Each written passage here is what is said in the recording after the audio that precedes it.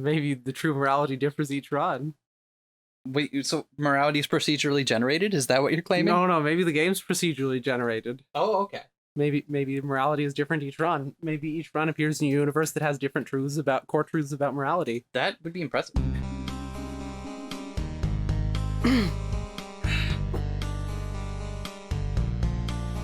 I mean, are you gonna read your line or? Oh yeah, it is my line, isn't it? Well, I must say, Socrates, I'm impressed. Huh? Hobbes holds significant clout here in the intelligible realm. 50 clout points. That's an impressive amount of clout. You get one each time you clout someone. Oh, is that a verb? Clout. Ouch. Why are you? Oh, is that clouting? Oh. Yes. This idea has influenced later prominent thinkers such as Jean Locke, Jean-Jacques Rousseau, and John Rawls. Did he influence only people named John? Yes. Okay. Besting him, or even getting him to question the logic of his ideas. It's a significant accomplishment. Clearly, he never tried being an entitled 30-something white man. So does this mean Dad gets to come home now?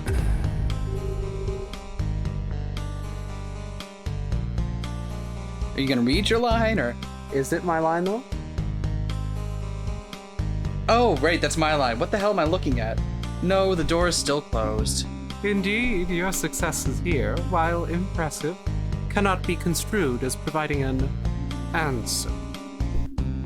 They only mean that Socrates is ready to face even greater challenges. Great. Oh, I read your line, I'm sorry. Great. Okay then, so which arrogant know-it-all do I have the honor of facing next?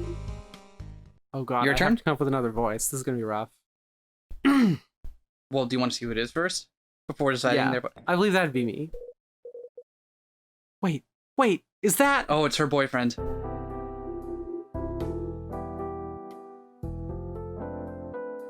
Okay. Do you want John Stuart Mill, at your service. to? Oh no, you cannot get that close to the microphone every time we do this. Otherwise I'll be too quiet. It is! Oh, this is your boyfriend who you... John Stuart Mill, one of the most prominent utilitarian philosophers, Dad. He was a member of Parliament and an early feminist as well. I've mentioned him at least 4 times today. I'm sorry. Not to worry, old chap. I'm sure we will get to know each other quite well. Carnally, I mean. By the end of the day. Wait, what? Wait, what did you just sneak in there? That I would get to know him carnally. What? Ari, what is he talking Knowledge about? in the biblical sense Ari, of your father. Could you explain what he's meaning here? Shall we begin? Do. In our society, good comes from the accomplishment of some desirable end. Are you ready to commit to this for the entire chapter? Indeed. All right. However, happiness and freedom from suffering are the only things truly desirable as ends. Thus, actions are right in proportion as they tend to promote happiness, wrong as they tend to produce unhappiness. I see. As a result, one should choose every action in order to maximize overall happiness. And there you have it, gentlemen. Happiness must be the source of all good. Good as happiness. This is the core idea behind ACT utilitarianism. He is so amazing, isn't he, Dad? His sexy voice. Yes. He does have a very sexy voice. Is this... So, wait, are you two dating or not? I'm confused. It's about 200 years older than you. Tone it down a bit. Well, Socrates, you've heard John's presentation. What is your intended course of action? I'm gonna debate this motherfucker. Dad? Look, this is the closest thing to the nature of morality we're gonna get. Utilitarianism's true. Wait, how do you know? I think you might be a bit biased here, Ari. I've studied him for ages, that's how. He's brilliant. Come on, Dad, if you just acknowledge this, you can get out of here. Huh. Well, Socrates, do you accept Mill's principle? Well, I feel like if he Principles. was right, he wouldn't be here. Indeed. Actually, I believe I'll ask the MP a few questions if you don't mind. What? By all means, go ahead. It is only healthy for individuals to voice their queries. Trapped thoughts have no use, after all. I apologize for how long you're gonna have to do this voice for. All right. All right, let's do our usual. What's the question? What do you mean by that? Simply, good is created by achieving or obtaining things that people desire. Only you- this will improve the quality of life. Are you camp? Is Mill camp?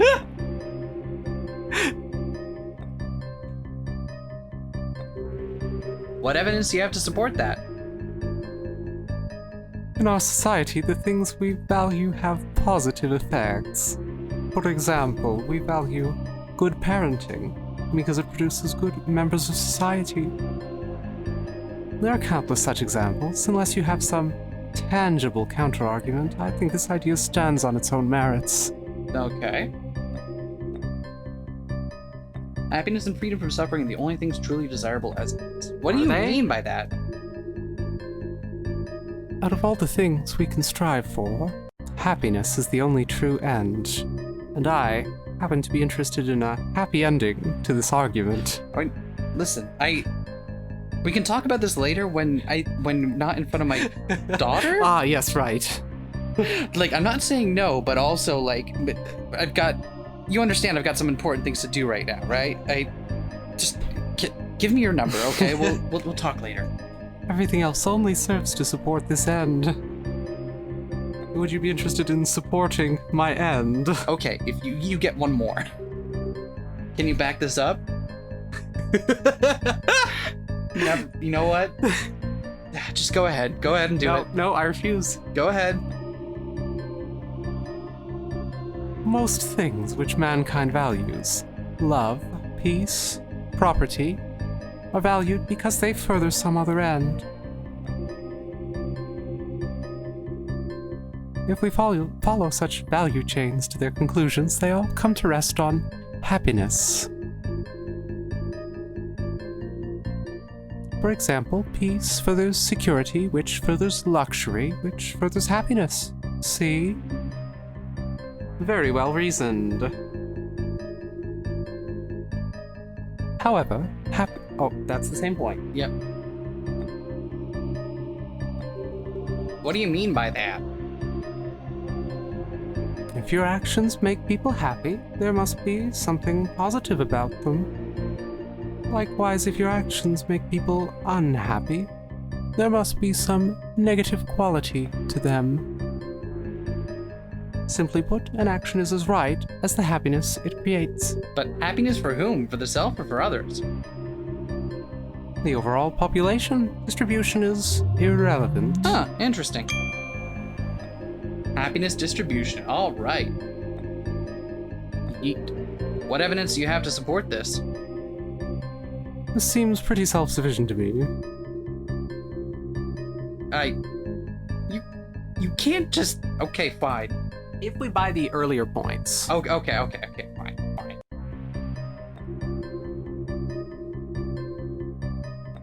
Okay. Result, one should choose every action in order to maximize overall happiness. What do you mean by that? The most moral act is the one that most increases net happiness. If you need further clarification, I suggest you re-examine my previous statements. Okay. What evidence do you have to support this? In my opinion, it is the natural product of my previous observations. If furthering happiness determines how right your actions are, it concludes that one should take the course that furthers it the most. All right. What are you doing? I'm examining his reasoning, Ari. But his philosophy makes sense. Please don't make this harder than it needs to be. Listen, you and your empathic scarf can hold on for a little bit longer, okay? I'm sorry, Ari, but I can't take that risk. All right, so what do we have to challenge him with? We have happiness distribution. Your face is ugly. And good is happiness. Good is happiness. Mill believes that something can be called good as long as it increases overall happiness. Happiness distribution. According to Mill, it is irrelevant how happiness is distributed as long as it increased overall. Okay. What if it makes me really happy to just ruin every other human's life? Well, yeah, right? Let's see. That's why I started a YouTube channel. And I don't have time to unpack all of that. Okay.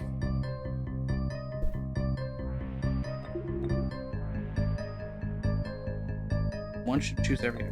Okay, so where are we going to question him? How do we bring that challenge about here?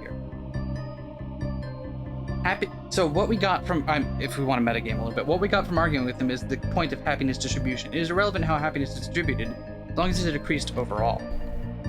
The utility monster argument is good, but I don't see that it fits here yet.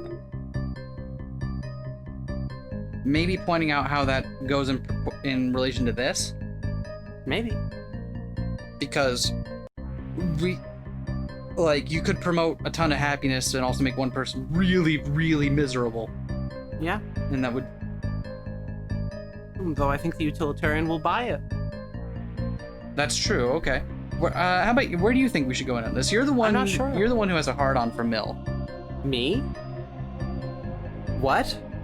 I'm just gonna throw this out there. I'm a consequentialist. Thank you very much. Wait, no, sorry, I'm not a consequentialist. Thank you very much. I am a deontologist, I will have you know. Okay. It is Kant for whom I have a hard-on and wish to fist fight. And lose. Okay. Maximize overall happiness.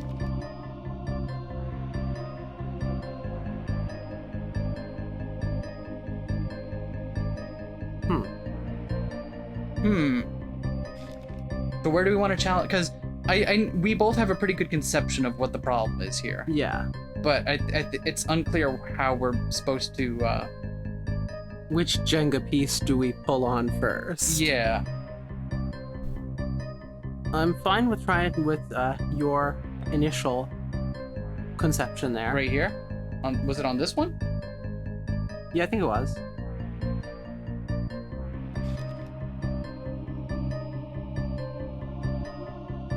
How happiness is distributed as long as... So we know it's going to be this point we have to make. Maybe. It's relevant how happiness is distributed as long as it's increased overall.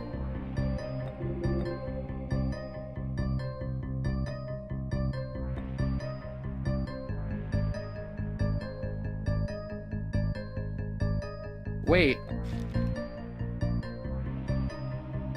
There's no guarantee that the actions we take will make it better for ourselves. Or that... I think the utilitarian buys that as well. Okay. But is it a valid objection to... I don't know. Okay, so you wanted to try it on...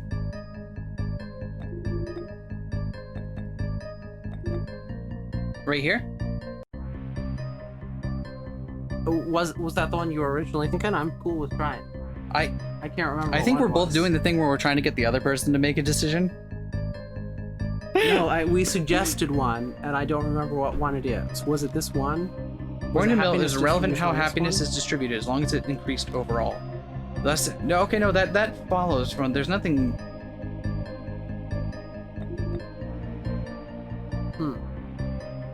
I think it's gonna be an objection to this. Okay. Nonsense! Nailed it, John Stuart Mill. How is it? Yes, that's me. How is it we've gotten all these right on the first try? Because we took philosophy. Oh yeah, okay, fine. Yes, Socrates. I understand the reasoning behind your philosophy. But following your reason in all situations creates some worrisome implications. What? Dad? Are you serious? Mill's philosophy is perfect. You can't just go... Continue, Socrates. Gladly. The problem here is that happiness is not equivalently exchanged. It can be gained and lost in unequal measure. Since your philosophy does not care how happiness is distributed, This leads to some unfortunate scenarios. Oh, really? Do explain. Let's say, for example, that I would gain twice as much happiness from punching Hobbes in the face as he would lose from being punched. Okay, sweet. So it is just utility monster. Okay. It was just a weird way of getting to it. Yeah. The guy was pretty miserable, after all. According to your philosophy, in this situation, punching Hobbes would be entirely moral, as it would increase overall happiness. I agree. But only for Hobbes. But as much as Hobbes was a jerk, I can't believe that violence would be the right course of action. I also agree. I'm Hobbes. Only for me. I heard what you said over there, Mr. Jones. You're not wrong. Indeed, I think I prefer my debates not devolving into fistfights. But Dad, that's just one example. Well then, let me provide another, Ari. Let's say there was a monster that would gain far more for literally doing it. Yeah. We're literally okay. That would gain far more happiness from eating you than you could ever gain over the course of your life. Would the moral action then be to feed yourself to the monster? Your philosophy would say yes, but that seems preposterous, does it not? Dad, what are you doing? That situation would never arise. Bringing imaginary monsters into a debate? Is that really how you intend to get home? Nonsense. Actually, your father raises some good points. And one My point is raised. What? But... Ariadne, he who knows only his own side of the case, knows little of that. As thinkers, it is our job not only to challenge the thoughts of others, but to challenge ourselves. Both of the thought experiments Socrates has presented are valid, and both are troubling. Judging every choice as it arises seems, upon reflection, difficult to defend. Are you serious? Please don't let my dad run all over you. Not to worry, Ariadne. The core of my philosophy still stands strong. Allow me a moment, gentlemen, to present an altered position.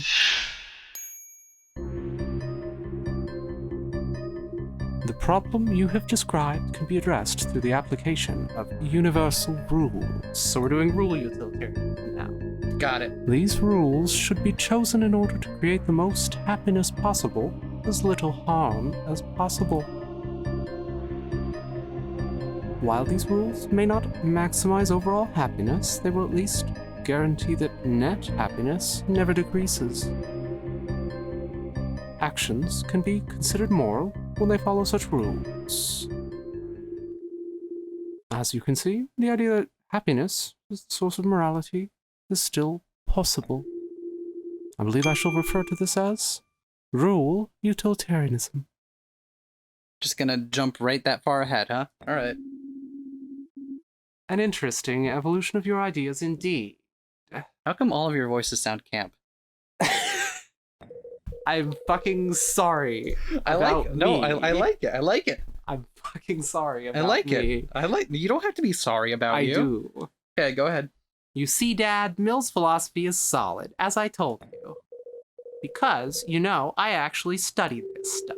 Whatever happened to me having to decide for myself? Yeah, well, that was before you hopped on the smug wagon. The smug wagon? Socrates, shall we continue? I guess so. Alright, so let's see what we got here. Problem you described can be addressed with the application of universal rules. What do you mean by that? You described to me a problem of distribution, the fact that act utilitarianism does not care where happiness goes. This can be addressed by following general rules, which I will elaborate upon later. Can you back that up? How will it be addressed? Ah, fucking mouse. Because these rules apply equally to everyone, the problem of distribution is irrelevant. They have the same chance of helping one group or individual as any other. Huh, will that really be the case? Well, let's find out. Rules should be chosen in order to create the most happiness possible with little harm as possible. seems suspect. What do you mean by rules? Are we talking about contract? Contract? Make a Contract? contract with me? Contract? No, but I can grant you one of those. Stop this. No, while Hobbes' theory in this could result in some of the same guidelines, the rationale behind their existence would be different. There are certain rules which, if always followed, would make society a happier place than if they were not. These are the rules which meet the qualifications of rule utilitarianism. Okay. Can you back that up? What evidence do you have to support that statement?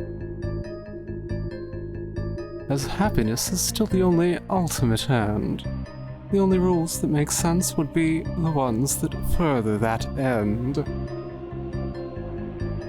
Thus, it makes sense that the rules which govern our actions should be chosen accordingly. Okay.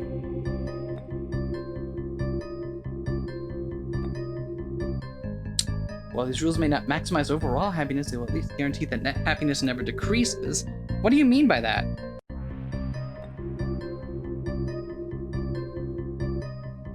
Most of the time, the rules we follow should result in a net gain of happiness for society.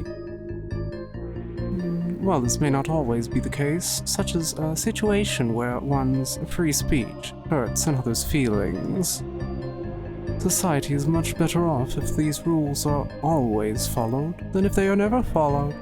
And those the only two options? Can you back that up? Of course, old chap. Old sport. Sham. Alright. Okay, so you're being patronizing now. Is that your... Bro. Oh, god damn it. Let us consider the rule that citizens are considered innocent until proven guilty. I will demonstrate that this rule increases overall happiness in most situations. With this rule, any man knows that he will get a fair trial and thus is protected from false accusation. True, sometimes guilty criminals get away as a result, but can you imagine a world where this rule were not followed? Power-hungry prosecutors would run innocent men into the ground, with defense attorneys having to fight against ridiculous odds just to prove them innocent. No one would play a game like that. Oh, I'm so happy. I'm happy that's there. It sounds terrible. Yes, it truly would be. Might make an interesting game, though.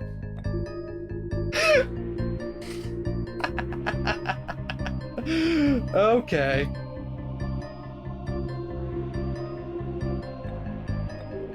What do you mean by this? I believe this is clear. If you follow the rules, you will be acting morally. Can you back up that statement? Based on everything I have established here, following the rules will promote happiness most of the time. Thus, we can assume that those who follow the rules are performing morally.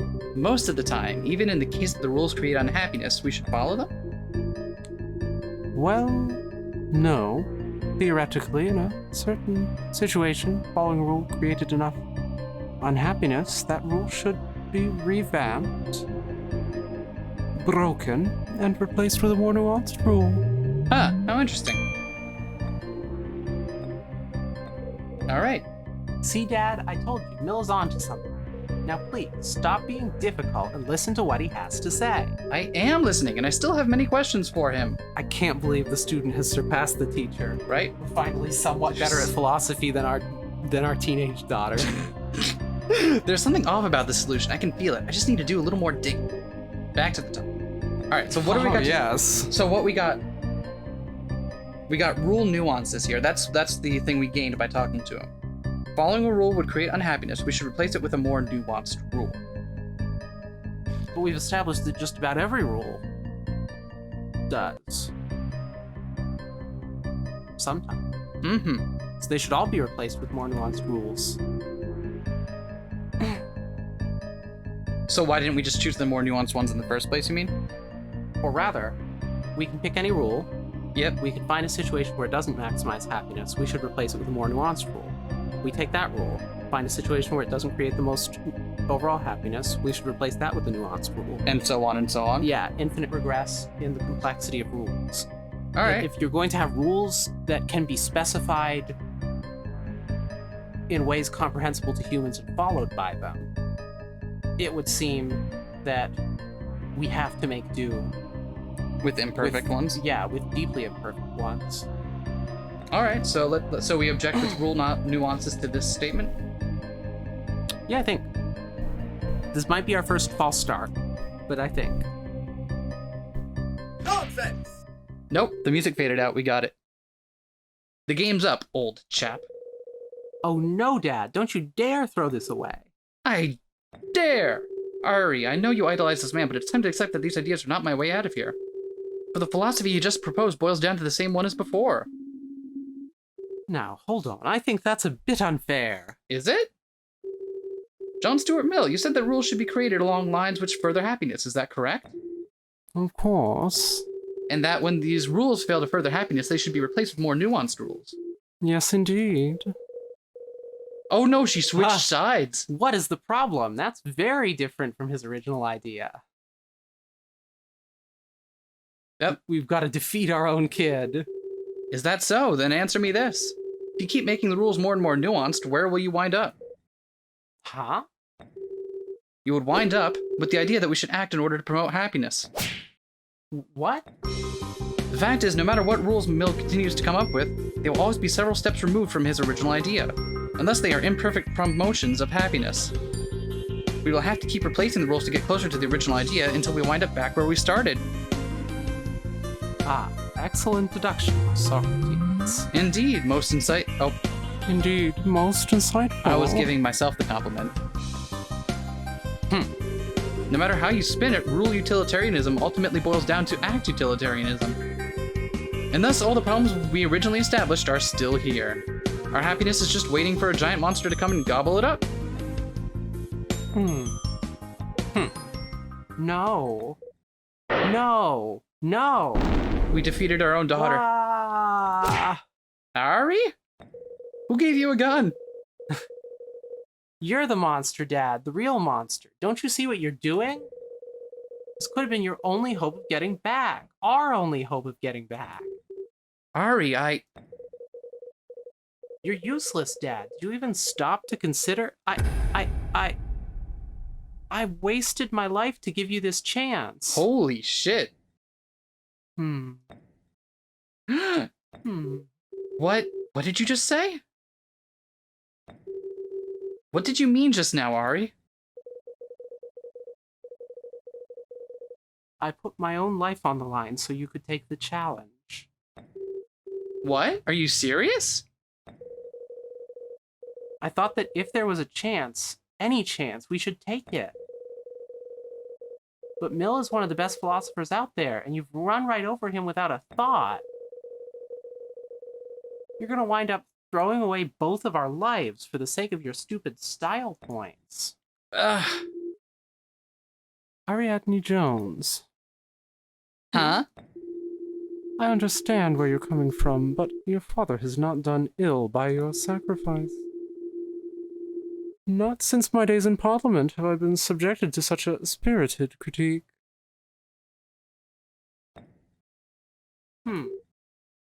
Mill. Listen, both of you. Unquestionably, it is possible to do without happiness. It is done involuntarily by 19/20ths of mankind. But you don't have to be among them.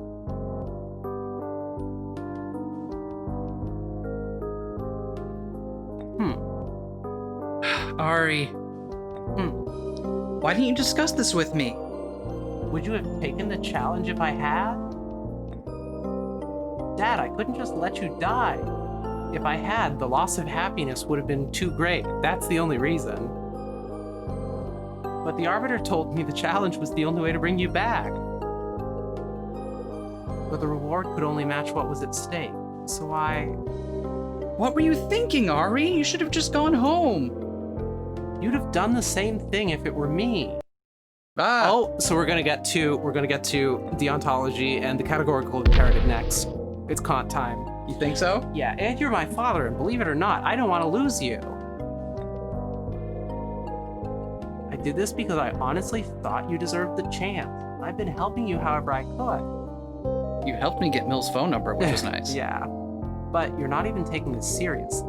How could you say that? You've faced philosophers with so many different ideas, so many different outlooks. Any one of them could have been onto something, but you've torn all of them apart without a thought. Your cunning remarks, your biting comments. You don't really care about getting home, you're just showing off. Look, Ari, it's true that maybe I've been getting a little carried away. I've never been good at this stuff, and you've always loved it. I guess I'm just starting to see why. But it doesn't matter, does it? In the end, you'll still blaze through the options presented to you, tearing them apart because you're so sure they're wrong. No, Ari, it's actually the opposite. I feel like I don't know anything, and I can't accept their ideas without understanding them inside and out. Especially now I know I'm not the only one at stake. I'm not here to prove them wrong. I'm here to see if they are right. I'm sorry. Huh? Mill was right. You've really been working hard. It's okay, Ari. I understand. Really? We all hate to see our heroes fall. Also, Mill and I are banging now. Yeah. Yeah, your dad is a doofus sometimes. You shouldn't have done something like that, but I'll ground you for it when we make it home. And promise me, you will never take up gambling, okay? You're smart, but you don't have a knack for playing the odds.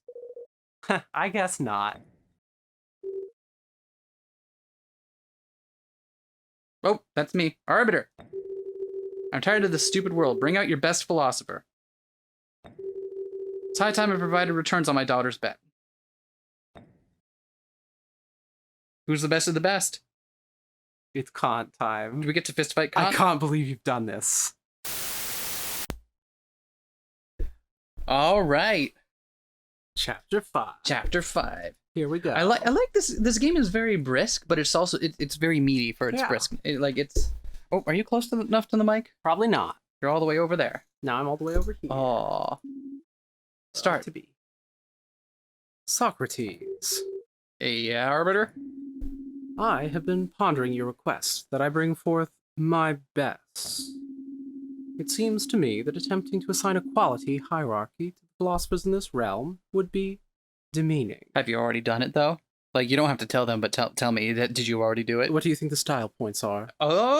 And the clout points? Oh! And the flair? Well, how am I ranked? Moderately. I have thus determined that when you requested my best, you meant my most challenging. Yeah, oh. Wait, what? So, on that note, allow me to present to you Immanuel Kant. He gets his own hype music. Wait, what's your hype music? Do your hype. Do your hype music. Do do do do. Do do do do. Do. His thoughts are indeed quite challenging. Get on in here. In this corner, I would never deny you the opportunity to voice Kant. Guten Tag, Socrates Jones. Do you want me to take over one of the other characters if... I don't know. Oh god, good luck with this one. Sure. I'll do Ari. I could only ever get through the first couple pages of his work. I hope you enjoyed your stay in philosophical kindergarten. For the conflicting methods you have employed to confuse other philosophers will not work here. Oh my god, this is incredible. Thank you, honey. Why not? Kinda reason. I simply needed to fulfill the prerequisite grandstanding. Grandstanding. Check. Okay then. Kant, if you would please explain your philosophy as clearly as possible. Of course, Arbiter. First, I must counter the unreasoned thoughts of other philosophers. Any truly moral philosophy must, first and foremost, protect human dignity. I can't do this at all. No, this is a train wreck. You're doing amazing. You're doing better than I would have. So, As consequentialist thought naturally violates our pride as men, we must work from an intentionalist grounding. excusez-moi. I'm already confused. Give me ein Moment, Herr Jones, and I shall explain. Oh, I can't even. There are many things which men covet as good. However, a focus on consequences reduces men to mere means, undermining human dignity. In reality, the only thing that is good, without qualification, is goodwill. Thus, we are moral if our will is defined by the intention of doing the moral thing. And there we go. As you can see, I'm approaching this from a different angle than the neophytes you debated before. I see. So wait, the consequences of actions don't matter at all? At the very least, they are irrelevant to moral worth. Verse. I appreciate the effort you're putting in here. This is brutal. I can't do accents or voices. This is so hard. but you're doing amazingly. Of course, ideally, one's actions would also have positive consequences. But it is positive intentions that are essential to be of moral character. Socrates, are you ready to continue? All right, here goes. So far, this does not seem too bad. Yeah, Arbiter. Yeah. Let us begin then. Nice.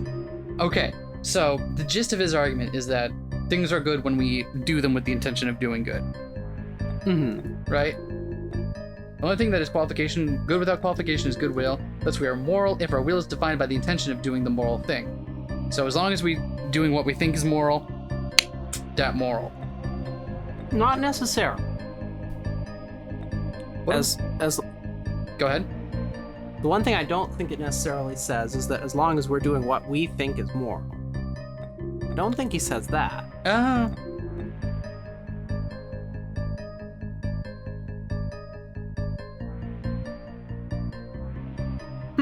Well, let's question him and see what he's got Yeah. to say. What do you mean by this? I believe this is simply stated. Our disorganized society holds many things in high esteem. There are many things which men covet as good. Yep. Can you back that up?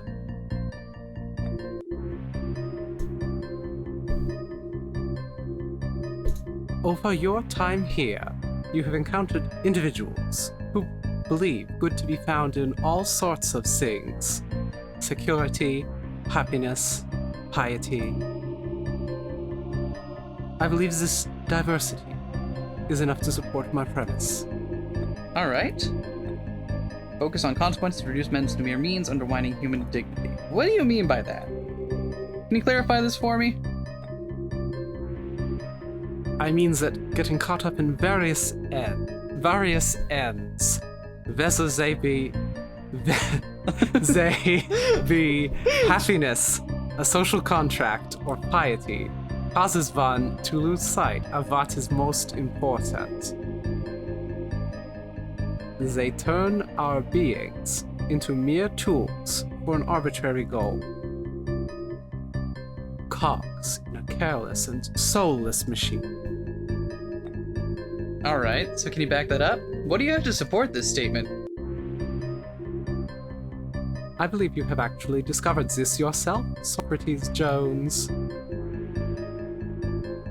Take, for example, John Stuart Mill.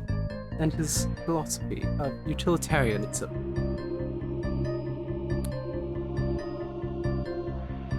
By arbitrarily assigning the status of ultimate end to happiness, the philosophy completely ignores human rights and dignity.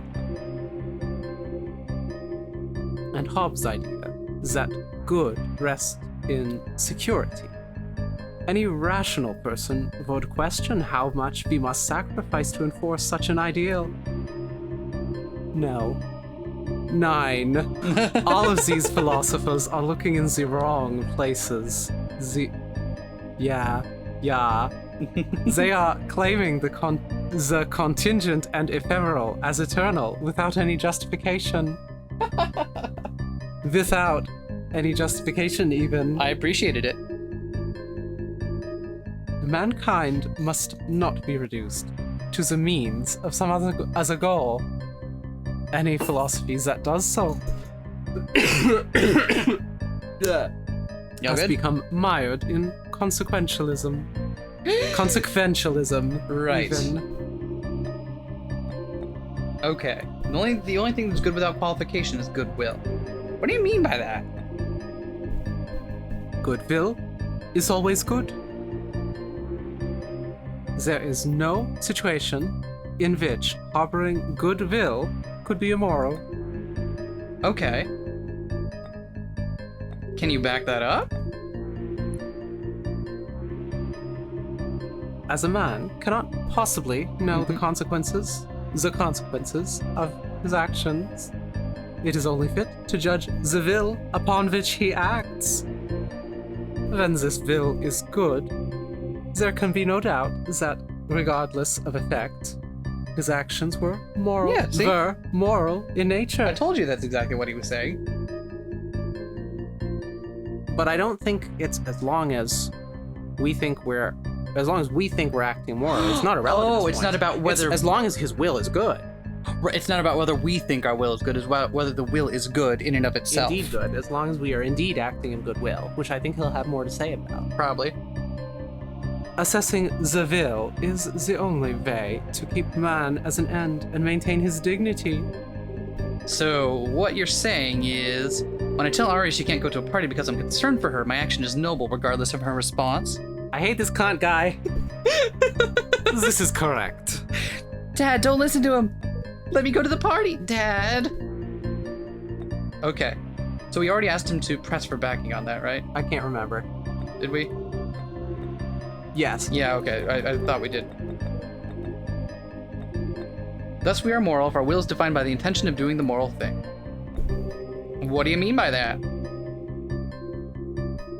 As long as we intend to act morally, then we ourselves are moral. This seems pretty straightforward, does it not, Herr Jones? But, how do we know whether the intended course of action is moral? By whether or not it adheres to the categorical imperatives, of course. Oh, God. Here we go. Oh, of course. What? No, that wasn't unspoken. Wait. No, wait, hold on. What? Kant, these things you just mentioned. Categorical imperatives? Yeah, what are they exactly? Indeed. I don't believe you ever explained those. My apologies. Categorical imperatives are the moral laws we should seek to discover. Listen closely, I shall explain. Oh, all right. We just got to that part by asking him to elaborate. If we intend to always do the moral thing, we must develop rules or maxims to shape our actions. There are certain actions which we must always avoid. Other actions we should take at every opportunity. These ideas form rules that we must follow at all times, regardless of emotion or consequence. These rules are categorical imperatives. Okay. Confusion people feel about this man ideas makes sense now. Not that It's bad. honestly it's the way not hard at all. the way it's presented here is not bad. This is pretty digestible. Where The should I begin? metaphysics of Kant is the confusing Yeah, part. yeah, The yeah. morality is not too bad. Yeah, like this is fine. Hmm. All things considered, this is fine. Kant? Ah! Apologies, Herr Jones. I was momentarily distracted by your beard. It is unsightly. How can one stand to have such a filthy blemish upon one's face? Wow, alright. Hey, the goatee is one of the few cool things about my dad. Oh, thanks, Ari. Personally, I always liked the sweater vest. Well, regardless of how you all feel about my beard or my sweater vest, I have questions for you, Kant. Of course, ask away. Alright. We intend to always do the moral thing. We must develop rules or maxims to shape our actions. Why? Wait, what? What do you mean by that? The morality of an action stems from the rules which govern it. In order to properly assess our intentions, we must therefore clearly define these rules. Okay. Can you back that up? This is very much a continuation of my last argument. Our intentions must be defined somehow, and we should root them in rules that shape what we should and should not do. If we are unable to define such rules, we will be truly lost. Alright. There are certain actions which we must always avoid. What do you mean by that?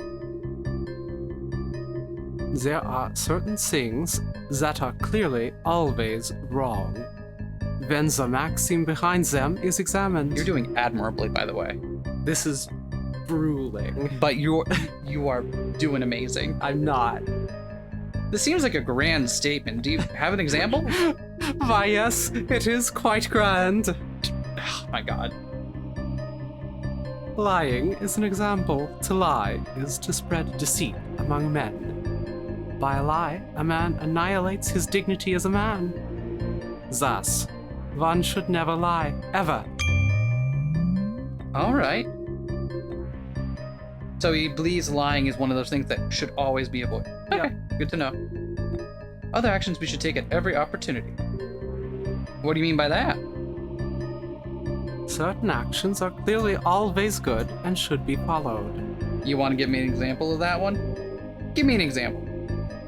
Helping a dying man. By attempting to render such assistance, one respects human dignity. Thus, one should always render their assistance. Tell me, Kant, are you familiar with the thought experiment by the name of Hitler?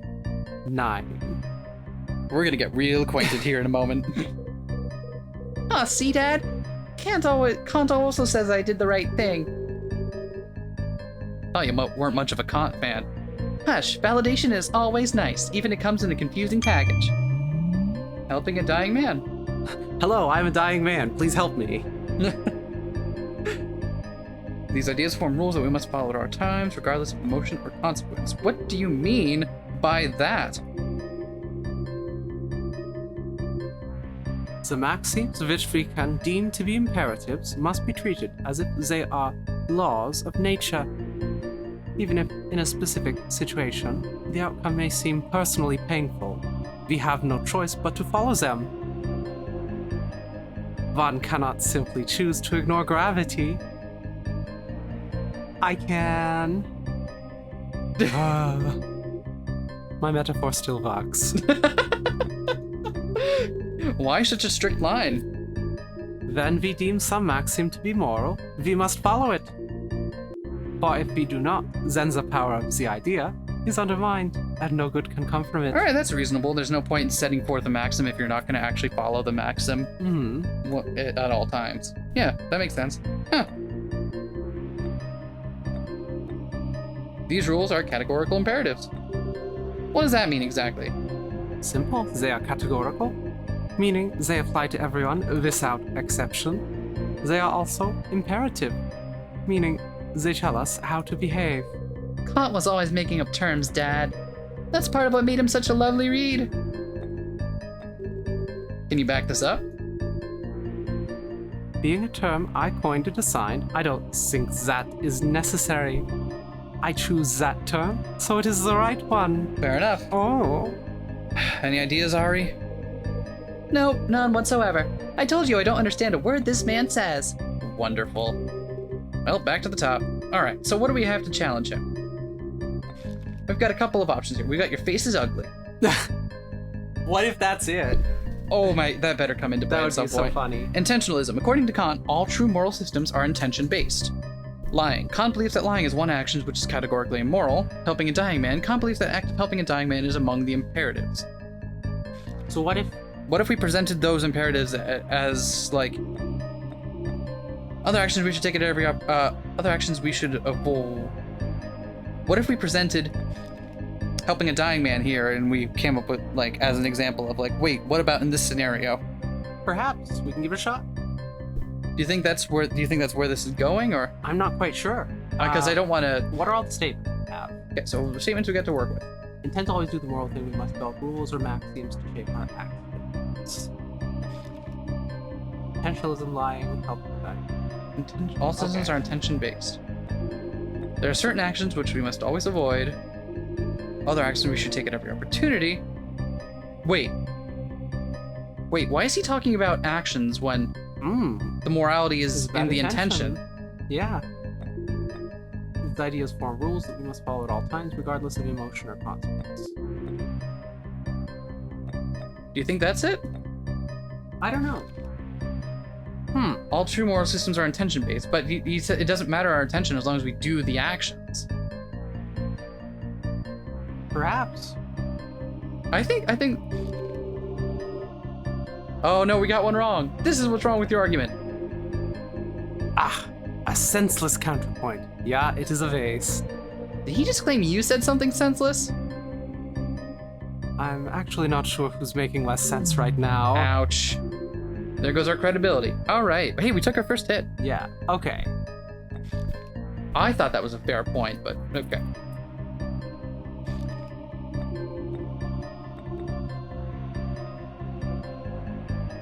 Or could we say that's irrelevant? No. I don't think that's irrelevant. You think it's irrelevant? No, I don't think it's irrelevant. Okay.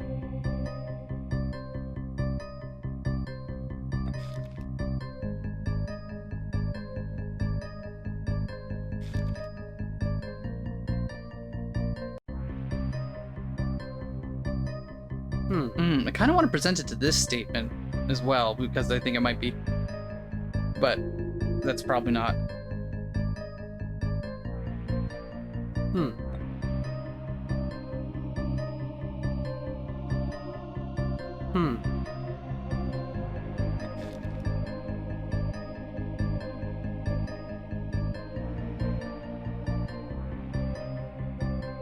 Although I worry that we'll just do the same thing, that it'll have the same reaction that we just had before, but I think this is a more definitive statement to that effect. What do you think? Perhaps. Nope. Nope. Yeet. Yeet. Okay. Start from the top. We intend to always do the moral thing. We must develop rules or maxims to shape our actions. How does one follow from the other there? That's more of like a suggestion than a necessity, right? True. Maybe it doesn't follow. Let's try. Question relevance? Yeah, let's try.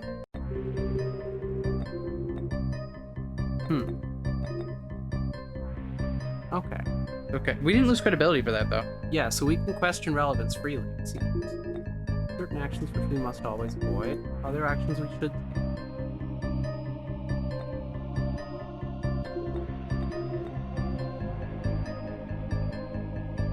Motion or consequence.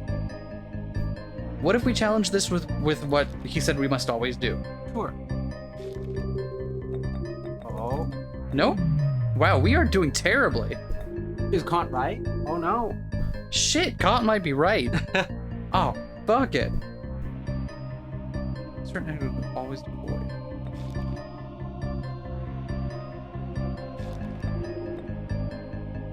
Let's take an opportunity. Let's question the relevance here. Sure.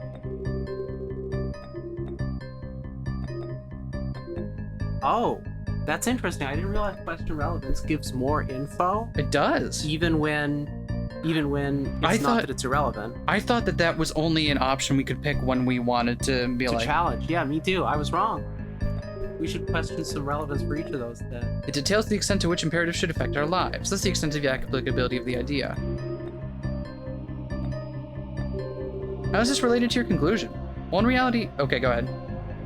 Well, in reality, it provides a name for what I have described here. Okay.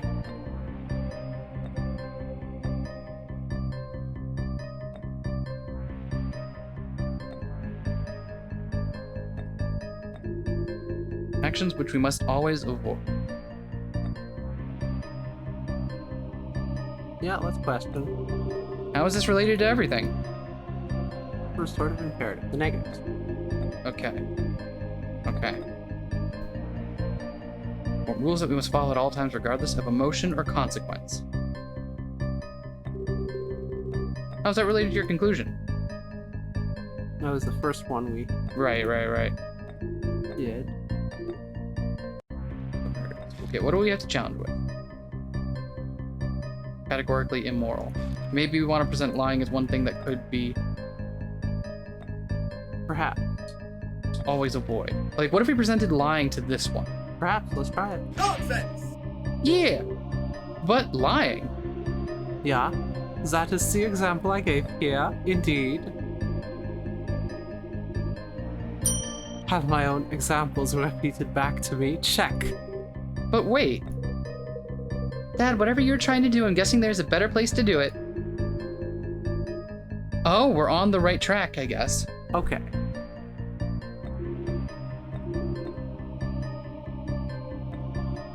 Oh, we present it to this. Okay. Because he's claiming that this is the statement where he's claiming that we should always do this regardless of thing, Yeah. and then we're going to provide an example of. Okay, yeah. Nonsense! There it is. High five me. Hold on just a moment. Kant, you claim that we should never lie, correct? That telling the truth is a categorical imperative? Indeed. It is the prime example of one. You spit me on it a little bit. Oh, you did. Okay. Did I do it again? You just. That was supposed to be a fake one. I'm so sorry. But I'm just gonna go ahead and get I'm so sorry. Vivian spittle on I me. gotta dry you off. Don't, not with the blanket. Okay. I'll dry you off. with my Right. face. And you also claim we must follow the imperatives without fail. Is that correct? Correct, Herr Jones. Well, that's- Herr Jones. Oh my god. Well, that's interesting. Because using only those two facts, it seems to be we are already in a worrisome place. Oh. I will admit that in most situations, lying is not the most moral of choices, but there's no denying that there are some situations when the truth can be deadly. Get my coffee. In the afterlife, situations where lying would be the better thing to do. Ah. I like how the game kind of clued us in there. Yeah. Ace Attorney is bad at that sometimes because when you have the right idea but you're presenting it on the wrong statement, the game won't like give you any kind of indication. But this one's like, okay, you clearly got the right idea, but you move it along to over here. Let's say one was sheltering fugitives from an oppressive regime, keeping them hidden from the forces which would persecute them. It seems to me that keeping them hidden is clearly the right choice, but you would want us to blab to every person who shows up at the door. This strikes me as empirically wrong. Oh, interesting. Way to go, Dad! Nicht schon wieder, bitte. Right. What? You can swear in German all you want, but I have a point.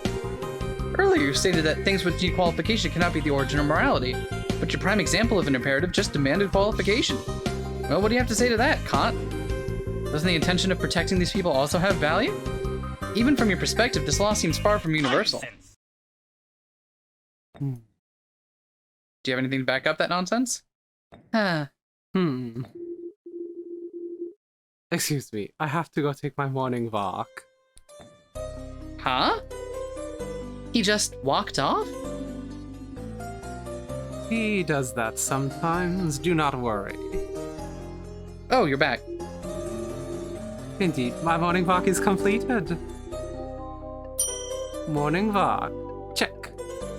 Is there even mourning in the intelligible realm? No, there isn't.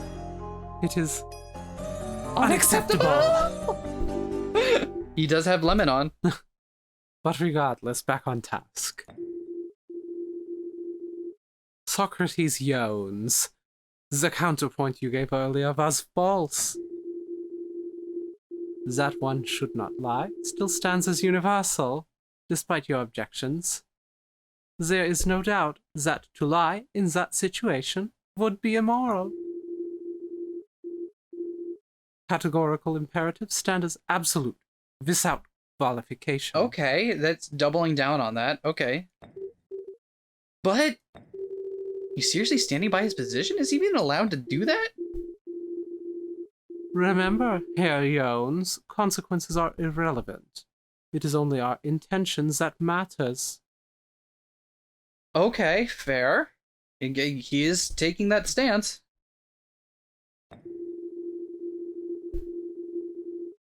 To become too invested in an individual scenario is to undermine the sanctity of thought. Once a maxim fulfills the universality test, it can be accepted as a categorical imperative. At that point, we are obligated to obey it always. The universality test. Yeah, the method through which we discover and verify categorical imperatives. Allow me to elaborate. Yeah, please do. In order to verify the morality of an idea, one must subject it to the universality test. Imagine a world in which everyone follows the maxim behind your action. If a contradiction or irrationality arises, the maxim cannot be moral. And there we go. Explains the universality test. Check. Okay, hold on a moment. What the heck are these things you keep checking off? It is my checklist. I have created an agenda. All the tasks which I need to accomplish are presented upon it in sufficient detail. The events of this debate are on your agenda? How is that even possible? Careful planning. Wisdom, Socrates yawns, is organized life. Gotham. Got him. And an organized person would be asking me questions right about now. Boosh. Alright. This is getting harder and harder to deal with. I can't present something I don't understand, but I'm not sure how much longer I can go. Got to find something in quick. I don't know. We're at the point where it's not that we don't understand. It's just that it's getting more ambiguous to like how specifically they want us to. Yeah. Yeah. Oh my God! Listen to the. Sick. The music is so good. No, you. Okay. So in order to verify the morality of an idea, one must subject to the universality test. What do you mean by that? We must verify that your maxim stands as valid in all situations. Okay. Can you back that up? We have established that our principles must be unquestionably moral. Yeah? Well, in order to ensure such is the case, we must create a situation where every potential question would have to be asked. Thus, the universality test is required. Okay. I don't think we need to be questioning relevance unless we need to, because it doesn't seem to be adding anything either. You know what I mean? Yeah. Like, it's not always... It's just kind of establishing what is the role of each Yeah. statement. Imagine a world in which everyone follows the maxim behind your action. What do you mean by that? Essentially, in every situation where someone is faced with a choice where they could follow your maxim or not, they would follow it. That is the world you will be imagining. Okay. Can you back this up? Well, it's an instruction. If you don't understand it, I could explain it better. Okay, fine, fair enough. Wait, did we just get one? Nope. No, wait, I just went to the next one. Oh, we didn't yet. Contradiction or irrationality arises, the maxim cannot be moral. Could you explain that further? Of course. A contradiction is a situation in which your maxim defeats itself. Okay. This is one way an idea can fail the universality test. An irrationality is when your maxim would create a world that is worse or better. Okay. That is the other way the universality test can be failed. Huh, interesting.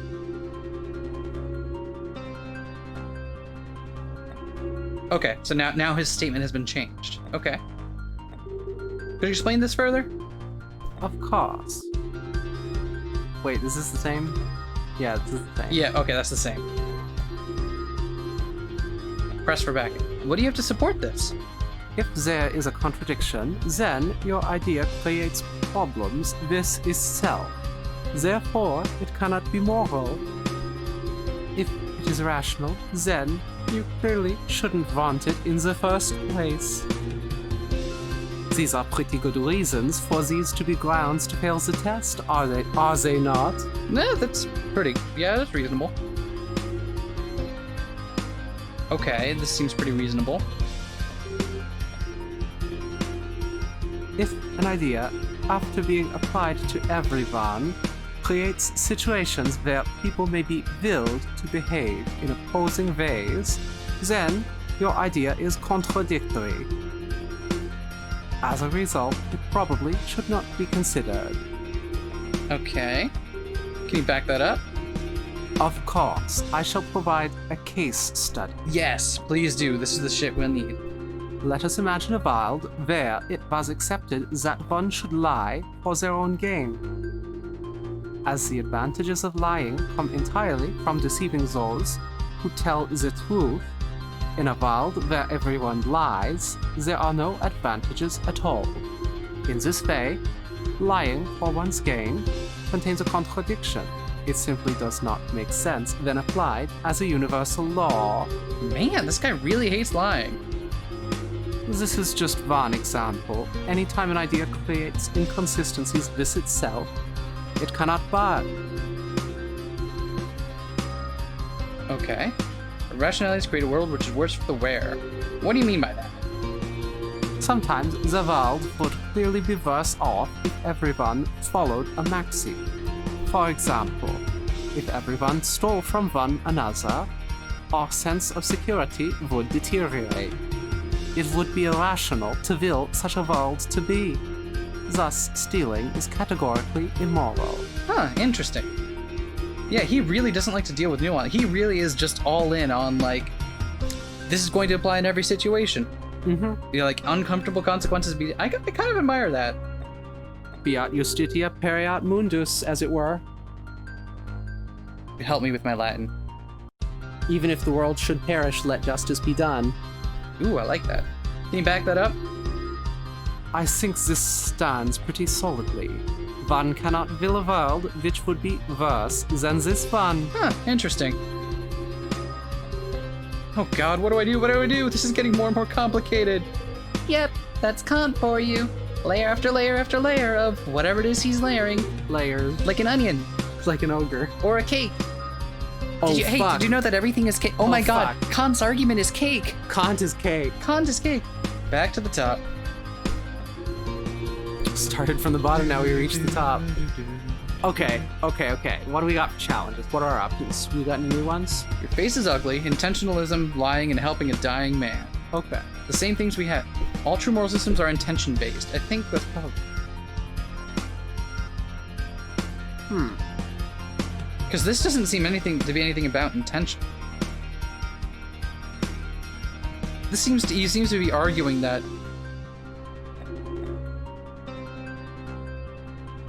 he's saying that Yeah, let's do that. Let's do that. yeah. Let's bring up intentionalism. Fuck.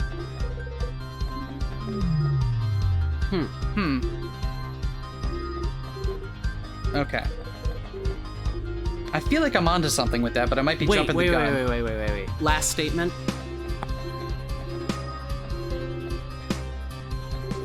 Wait, that's the last one? Yep.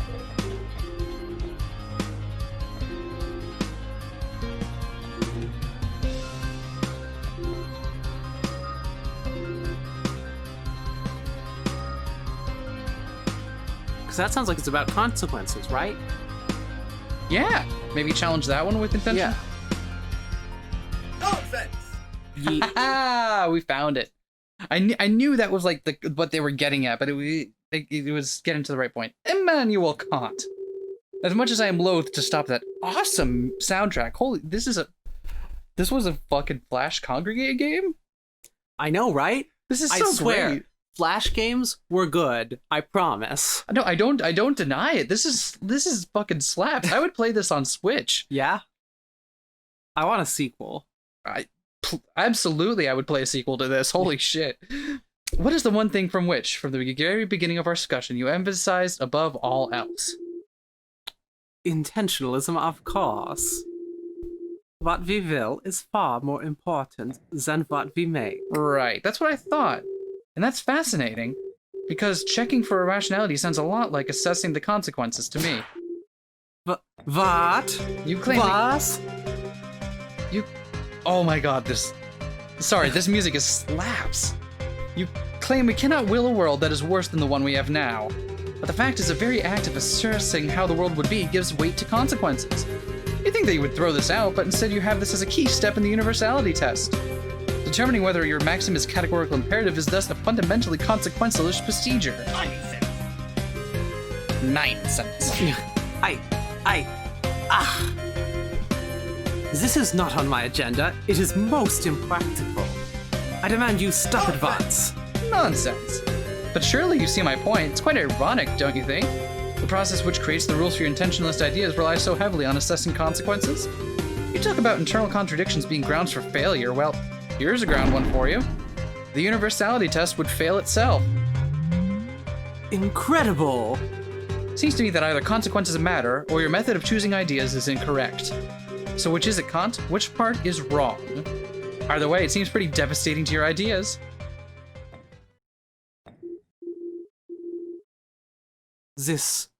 Your thoughts. So disorganized. Order. I need direction. I need 9!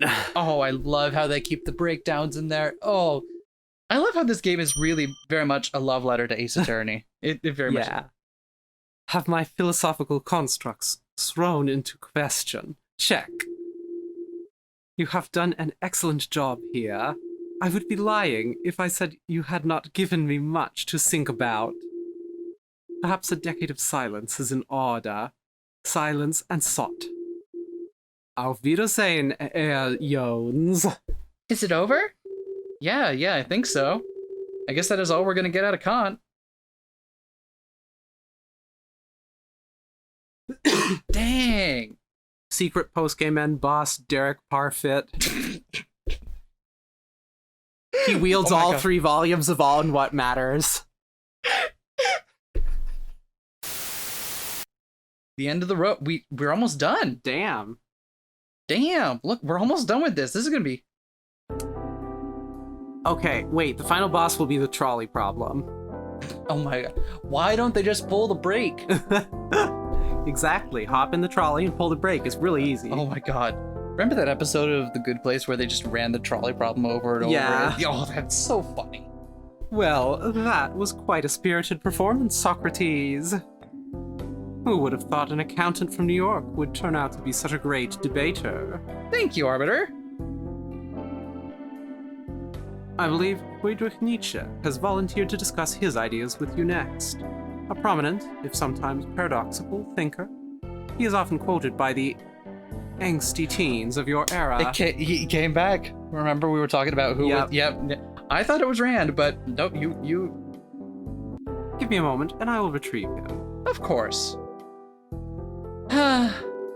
You okay, Ari? I don't know how you're still doing this, Dad. I mean, look at me. I'm getting tired and I'm just helping out. I know, Ari. I was personally hoping Kant's answer would hold up. At this point, I kind of think that the nature of morality is impossible to find. Stares directly at camera. What did you say? Oh, I said I kind of think the nature of morality is impossible to find? Huh. Interesting. Unfortunately, while interesting, that description of the nature of morality is also incorrect. Wait, what? Wait, what? Oh, do you want to take over Ari again since we don't have Kant in the... Oh, sure. I'm very sorry, but the rules state he only has one chance, and I'm afraid that was it.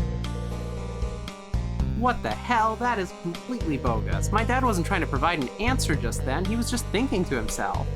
Tell him, Dad. Tell him you didn't intend to make a statement about morality. Dad? Ari, he's right. What? What I said was, in fact, a statement about the nature of morality. I can't deny that. I'm glad you're taking this reasonably, Socrates. Again, the deepest of apologies. I hope you will be able to make yourself comfortable here. Wait, Arbiter, before you leave, can I ask you one thing? I suppose. Why? Excuse me? Why am I wrong? Come now. Your stance is full of holes, Socrates. Of that much there is no doubt. So you've said, but why? If I'm going to be here forever, I'd like to at least understand why I'm wrong. Very well, Socrates. That is only fair. Allow me to spell it out for you. Oh shit! We're gonna debate the Arbiter? You have presented your philosophical views. Your premise is foolish, as morality has a tangible impact. The world is clearly bettered when individuals strive to be better. I see little reason to doubt the existence of some form of morality in our world. How is that relevant? And there we go, Socrates. As you see, your answer is flawed to the core. I see. Well, if you don't mind, Arbiter, I'd like to ask you a few questions. What? Dad, you really intend to challenge the Arbiter? Whoa. Yeah, I do. Well, listen, I don't know if you forgot this, but, he's the Arbiter. So? Huh? We literally have nothing to lose. Ari, you once told me never let an argument go unexamined, didn't you? In fact, like, this morning? Now that we both know that I know a little about philosophy, for all my bombast, it's only because of that piece of advice we've lasted as long as we have. But Dad... We've encountered many arguments that looked solid on the surface, but each and every one of them had a flaw. If we don't look closely at this one, how can we know it's not the same? Examine everything. There is too much on the line for us to forget that now, no matter how scary your opponent looks. All right, Dad. I trust you. Notice how we have no credibility, though. Yeah. Well, this is unexpected, Socrates. I confess you have piqued my interest. I suppose, given all you have done, some questions are warranted. Oh, we got a little bit more credibility. Ask away, but do not feel too hurt when you come up short. All right, let's... I don't think we need to ask for clarification or press for backing on the fact that we have presented our philosophical views. Although, we didn't, but let's go ahead. Well, we did. We made a statement. Okay. We made a statement. What do you mean? Oh, your premise is foolish as morality has a tangible impact. Can you clarify that point? It is possible to argue that things don't exist when they cannot be felt. When an impact can be felt, however, such an argument becomes more precarious. Such is the case when it comes to morality. So? Can you back that up? I will do so in a moment, Socrates. The world is clearly bettered when individuals strive to be better. What do you mean by that? I think this is pretty clear, Socrates. Mankind is better off when held to a higher standard. In other words, when they adhere to the principles of some form of morality. Can you back that up? History has been marked by shifts in human temperament. Advances in moral thinking tend to lead to periods of prosperity, while flawed or distorted ideals lead to decline. Seeing this, there can be little doubt morality betters the world. All right. See, little reason to doubt the existence of some form of morality in our world. Can you clarify that point? For the reasons I have just stated, it seems more than likely morality exists. But we didn't say morality didn't exist. Yeah, that's true. We just said morality couldn't be... Or did we claim morality didn't exist? I don't think we did. I thought that we claimed that morality couldn't be sufficiently defined under these circumstances. Can you back that up? I believe I have, Socrates. We have nothing to challenge him with. Ooh. So it's gonna be a. What are you doing, Dad? I thought you said you'd find something wrong with his argument. Did I? I actually have very few problems with his argument. And that's what makes me feel like something is off here. Huh? Do we want to? Just Sure. just in to... case. What views are those?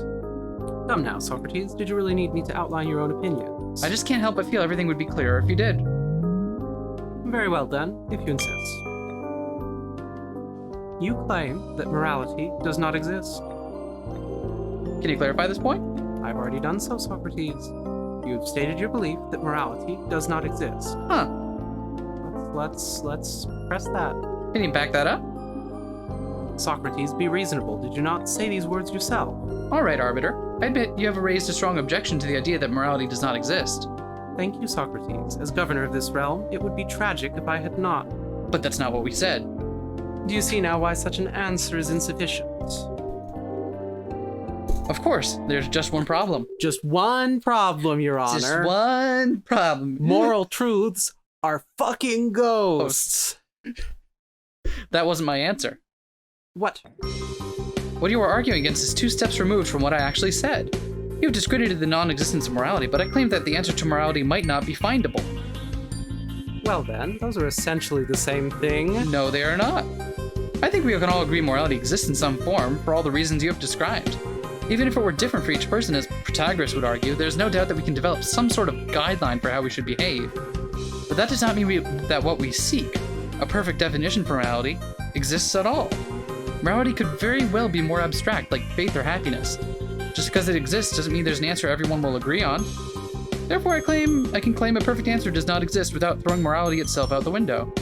An answer demands morality, but morality does not demand an answer.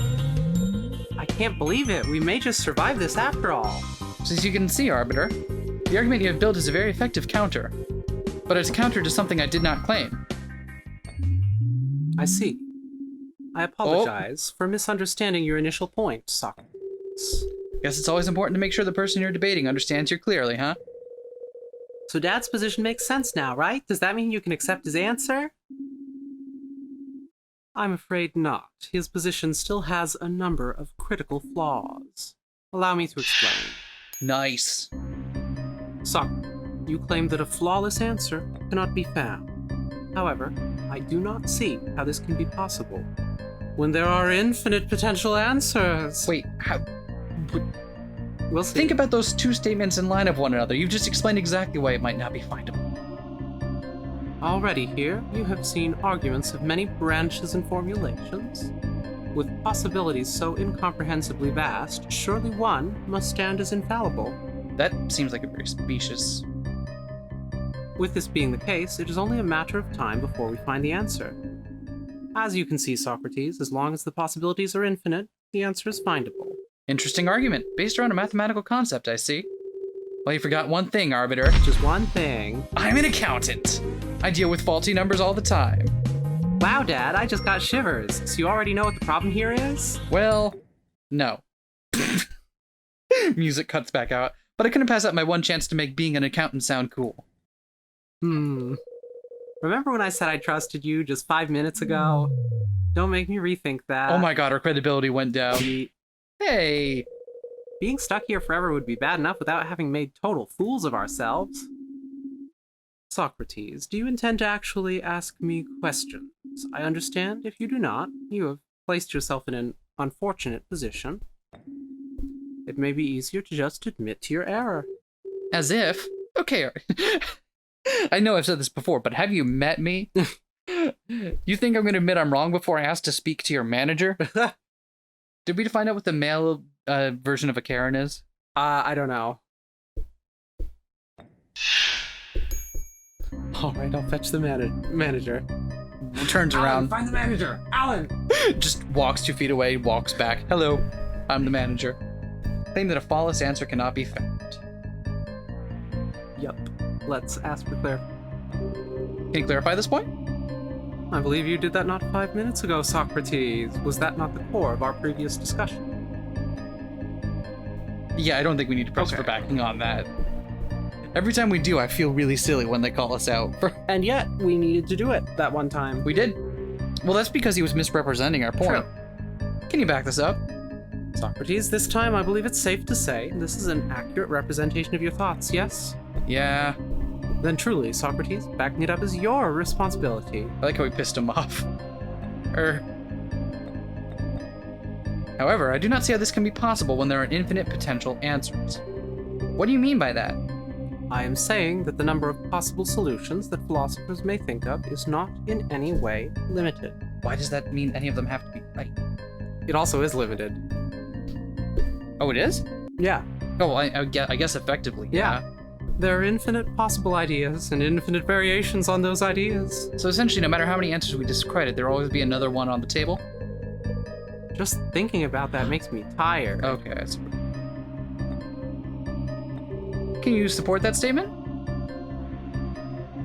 There can be little doubt that the potential answers are infinite, Socrates. I will provide evidence for this in my next statement. Oh, okay. Okay. Already you've seen how many arguments and branches... You've seen arguments of many branches and formulations. What do you mean by that? Over the course of your time here, you have met philosophers with many different ideas. These ideas were not variations of one another. Often, they would be entirely different beasts. So there are infinite possible answers because there are infinite possible branches? Each branch of thinking comes from the belief that something is the source of morality, and there are infinite things in the world that could be that source. When we combine or modify these ideas, it is difficult to imagine we would ever reach an end. True enough. Can you back this up? I do not believe much support is needed. Utilitarianism is a very different beast from social contract theory, which is in turn different from the categorical imperative. Utilitarianism is a different beast. It's a different... Yeah, I see what you did there. Philosophy is a world with many paths of thought, so many paths that many of them hardly seem related. Clearly, there is an incredible diversity here. Possibilities so incomprehensibly vast, surely one must stand as infallible. I'm not sure I understand. What I am trying to say here is simple. If we were able to look at every single pattern of thought, there's little doubt that the answer would be one of them. I don't know if I buy that. Can you back that up for me? What do you mean? Well, what makes you so sure one of them is perfect? Socrates, is the answer not in the infinite itself? Arbiter! Yes, Socrates. The argument you're making here is quite simple on the surface. I can see why, with so many possible answers, you might believe one of them has to be true. Might believe. Correct. For while I understand where you're coming from, I'm afraid infinity doesn't quite work the way you think it does. Huh? I don't understand either, Dad. What do you mean? Okay, time for a math lesson. To put it plainly, infinite is not the same as all-encompassing. They may sound similar, but the two are actually entirely different. There are infinite real numbers between 0 and 1, but none of them are 2. Likewise, there may be infinite potential ways to try to define morality, but that does not guarantee that one of them is perfect. Well, come now, Socrates. Even if I can't prove the answer is out there, probability is surely on my side. Philosophical thought is so diverse, the amount of ground which is covered is truly incredible. With this being the case, surely it seems that more likely than not that the answer exists, yes? Oh. Yes? Oh, I will let you know as soon as I click the next button. It's gonna happen. Gonna happen. Here we go. Does it? Over the course of my time here, every philosopher I've encountered has claimed to have the answer to your question. However, close examination revealed that, diverse as they were, all of them had flaws. Come to think of it, that's true. Faced with the parade of great thinkers all failing to accomplish the same task you have assigned me, my position only seems stronger. There's no evidence that the set of possible answers contains perfection. In fact, it seems extremely unlikely. The fact is the existence of infinite possibilities does not guarantee a certain possibility is among them. Any claim that it does is simply and objectively false. Though I guess I can understand the mistake. You are the ruler of a realm of ideas and not a realm of facts after all. But as an accountant, I could never stand for such an assumption. Socrates, let us set aside the witticisms and return to the basics for a moment. You have posited here that there may, in fact, be no provable answer to the question of morality. Yep. You claim, in fact, that there is no evidence to support there being such an answer. Why are you... Oh, that's you. Why are you asking so many questions? My dad just said all these things. Relax, Ari. Yes, Arbiter, and the existence of infinite answers cannot, itself, be considered a proof. I see. Well, Socrates, these are all interesting points. But I believe there is one important detail you have forgotten. I hate your face. The answer has been found before. You claim that there is no answer to be found, but history stands against you. The great thinker Socrates completed the task and was granted his wish. Oh, shit. His answer had to be approved for this to occur. Clearly, there is an answer, and it is possible to find. So you see, Socrates, the answer to morality is clearly findable. If it were not, the great thinker would not have been able to find it. Oh, I think I know what they're about to pull. Yeah, me too, but we'll see. Dad? He may have me, actually. Forgotten about the first Socrates' exploits. If he found the answer, I can't really argue with that. Then this really is the end. Now, you understand why I cannot accept your answer. You agree that continuing this debate would be foolish, yes? Is this it? Do I have to concede? Even though we came so far. Ari, I'm sorry. Nonsense! Worry not, old friend. There is still hope yet. Protagoras. Not just oh, that's all. Not just Protagoras. What are you all doing here? We have come to back you up, old chap. But why? Why? Ingratitude is the essence of violence. I gained much from our discussion. Now it is time to return the favor. You are in trouble, and the imperative dictates that I assist. Help a dying man. I fucking called it. What? Helping a dying man. Yeah. It's like, oh yeah, like us? Yeah. Oh, smash. That's great. Exactly. There is no happiness to be gained from watching a friend struggle. Aside from in certain circles. We'll talk about that later, Mill. I can be most useful here, assisting you from the sidelines. Good as happiness. Okay. We formed a contract to find the answer, Mr. Jones, and now I must follow it to the end. I still think you're kind of a dick. My child, you are still a blasphemer, but rest assured the gods will smite you one day. But until then, I suppose I could lend you a hand. Being men, we're all incredibly flawed. Our only hope lies in helping each other. Yeet. Aw, this is so sweet. Thank you, all of you. Alright, Arbiter, I'm not going to give up just yet. This is deteriorating into madness, Socrates. But very well. I shall entertain you a little longer. Alan's not here yet, so I have no choice. Wait, is Alan the manager? Is that what we landed on? No. History stands Alan against. Turing just operates the sorting system. But he's not here, so we Great can't... thinker Socrates completed the task and was graded his... Oh, you know, before we do anything, we just need to do our usual... Yeah. What do you mean by that? I mean, an event from the past directly counters your claim. I mentioned this to you earlier, do you not remember? Let's press it. We just know that he disappeared, we don't know that he went through the door. Can you back that up? Patience, Socrates, I am about to elaborate. Okay. Completed the task and was granted his wish. What was his wish? What do you mean by that? Many centuries ago, Socrates came to the current arbiter, claiming he found the answer to morality. This was the last anyone ever saw of him. So... But that isn't what you...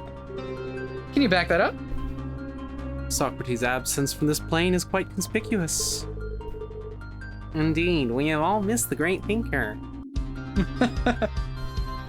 You saw the stir you created just by sharing his name. I don't need much evidence to show that he was granted an exit. Unless Unless he's still here. in this very room. What do you mean by that? It is quite simple. If his answer had not been determined to be correct, none of this could have happened. Can you back that up? The story has been told countless times, Socrates. Indeed, it is legend in this realm. Scripture, even. I don't remember what voice I had. Probably close to that. Okay, I get it. Jeez. What do you mean by that? I mean that there is clearly an answer, and it is possible to find. I'm not sure how I could be more straightforward than that. Even I thought that was a well-organized thought. Can you back that up? I believe I just did. As Socrates found the answer must be findable. It doesn't get much more straightforward than that. Mill. Socrates, Oh, yes, Mill? I think I see what is wrong here. You will have to dig back for this one. Way, way back. Well, that's about as vague of a hint as he can possibly give. It's gonna be that mankind is flawed, yeah? But not on this point, right? You think mankind is flawed? I mean, like, you think that's the point? Yeah, so let's go. His answer had to be approved. By whom? Shit.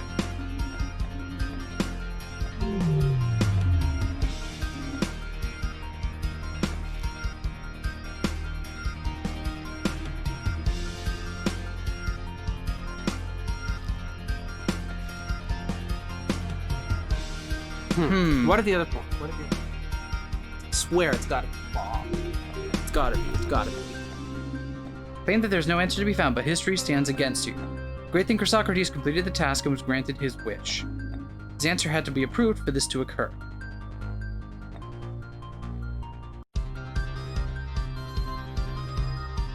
What if we question? How's that related to your conclusion?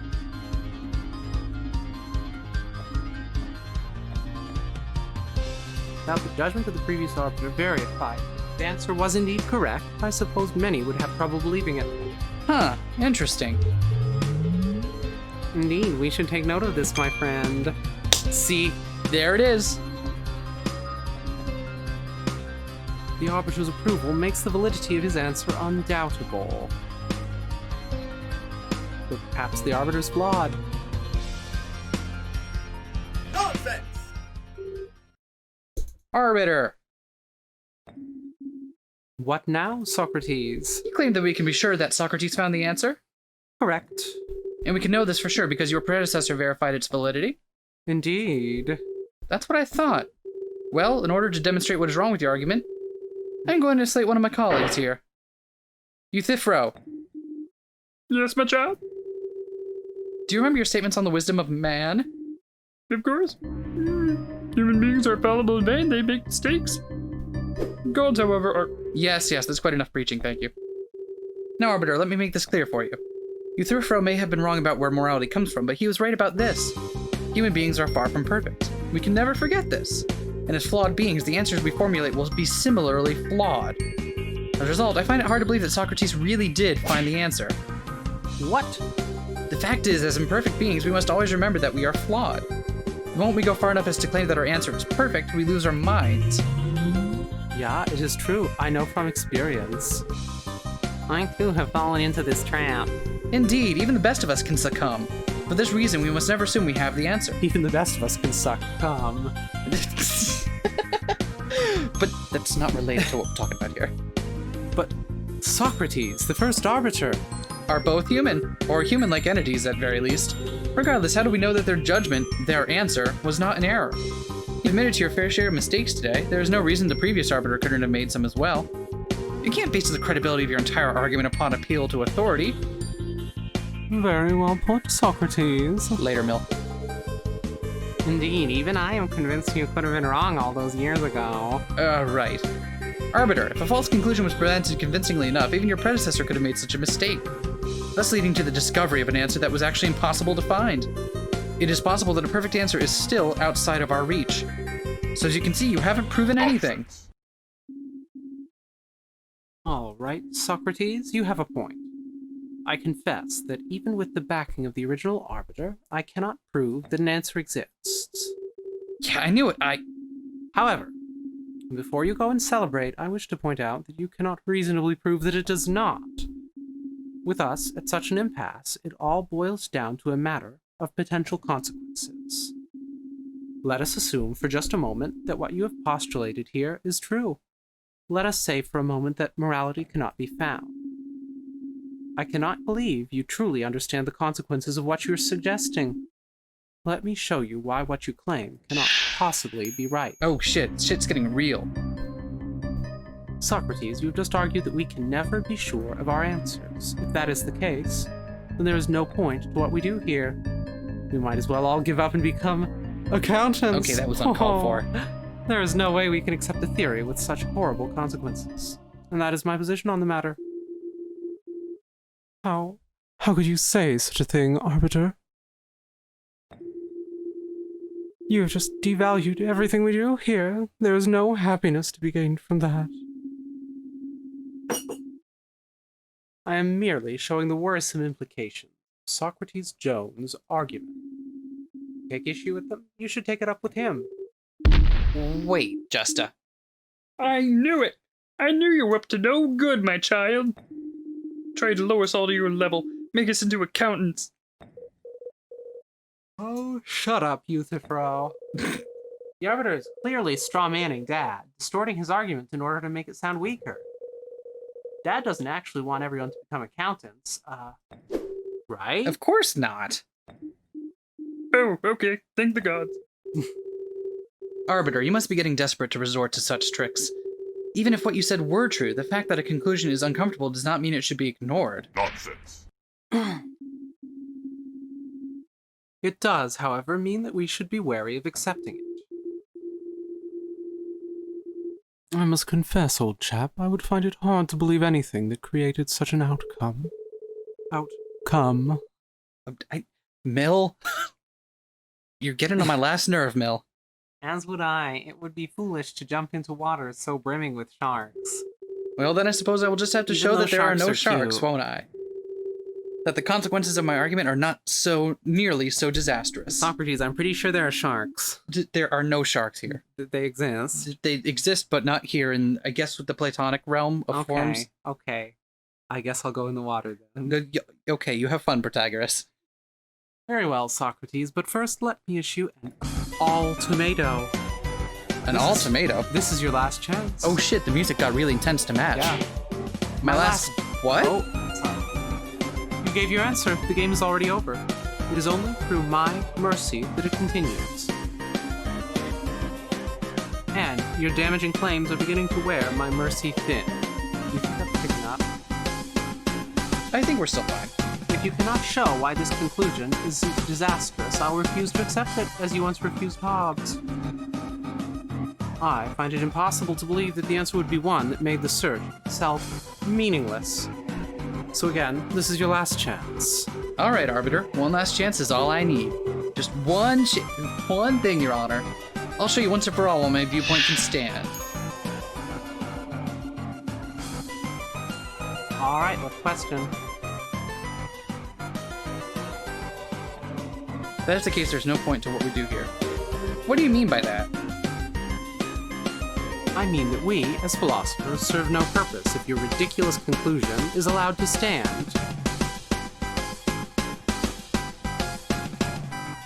That's a sick riff. This music is tight. I believe that thought is pretty clear. Clear enough for me to wonder if you're wasting my time. Can you back that up? Yes, please do. The logic that supports this idea is fairly intuitive, but I shall spell it out. If your conclusion stands, then our efforts to define morality have always been reaching for an impossible goal. Reaching for something that is forever out of our grasp. Oh!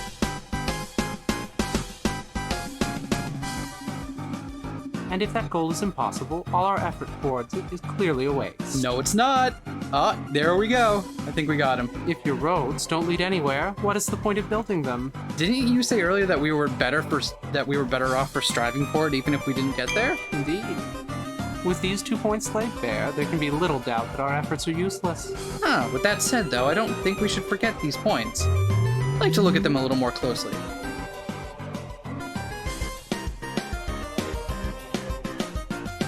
Can you back that up? Can you back that up? It is supported by your stated outlook. You claim it is impossible to obtain a solution, or to be certain of it at the very least. If this is the case, all efforts to do so are misguided.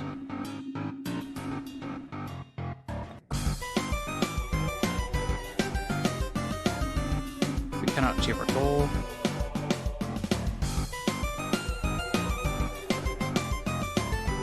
I don't understand. Can you elaborate? Socrates, the duty of every moral philosopher is to create a perfect definition of morality. This is what we all work so hard for. And if we can't find a perfect answer, our efforts are in vain. I believe that all of this has been made clear before. But not as clear as it was made just now. Our efforts are worth nothing unless we're able to attain perfection. But mankind's flawed. Right? Is that Maybe. I don't know. It might. I want to play it off of his statement that My thought will be that there will likely be one thing that revisits each statement from each philosopher. probably. Can you back that up?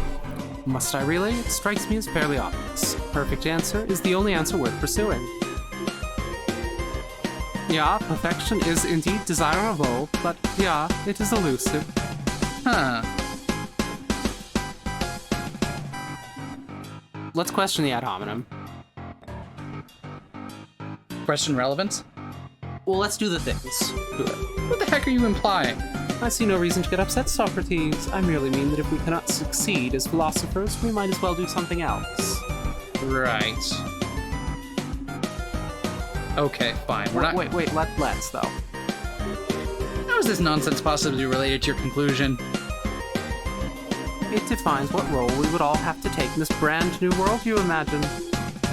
How frightful! Ah, no! Stop it, all of you! Arbiter, this adds nothing substantial to your argument, and you know it. Very well, Socrates. I suppose I might have gotten carried away. Nice. Okay. What do you mean by this? I mean that I cannot accept your argument, given the consequences. Can you back that up? Accepting your conclusion would have drastic negative consequences to our world here, as I've outlined. I believe this is more than enough reason to reject your conclusion. But technically you could accept it, right? Yes, I suppose I could, technically. Then accept it. No, just because I could doesn't mean I should. We are looking for the nature of morality, and your answer is immoral in itself.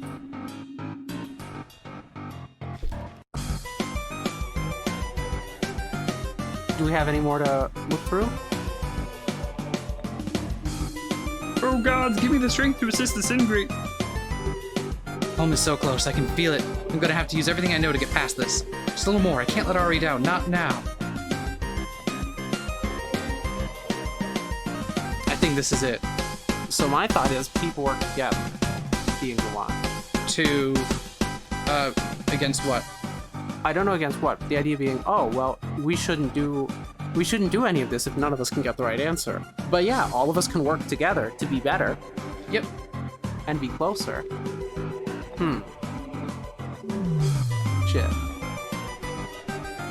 Wanna try Mankind is Flawed again? Sure. Nope.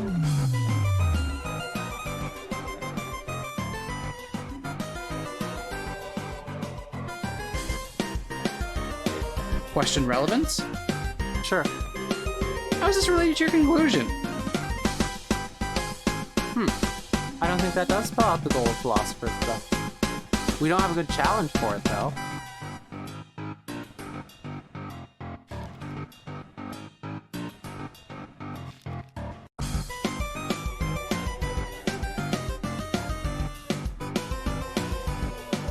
What are the further statements?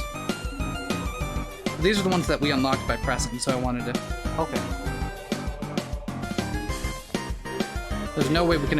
His last one is just there's no way we can accept something with such a horrible outcome, and we don't have something to challenge that.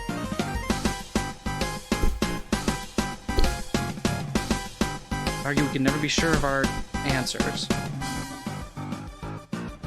Yes, there's no point to what we do here. Striving in vain towards something which cannot be accomplished. Efforts are worth nothing unless we are able to attain perfection.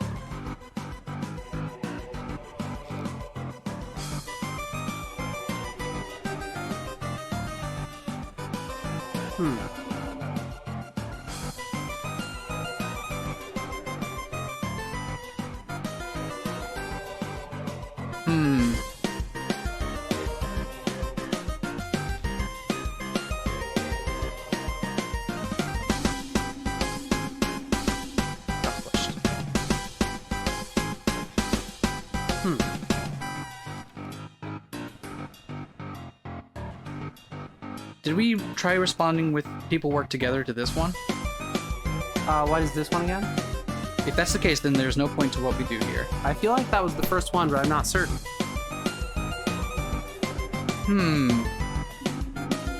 Maybe I should drop a hot save. Is that a feature it has? I thought we just pick up from wherever we were. Oh yeah, we do.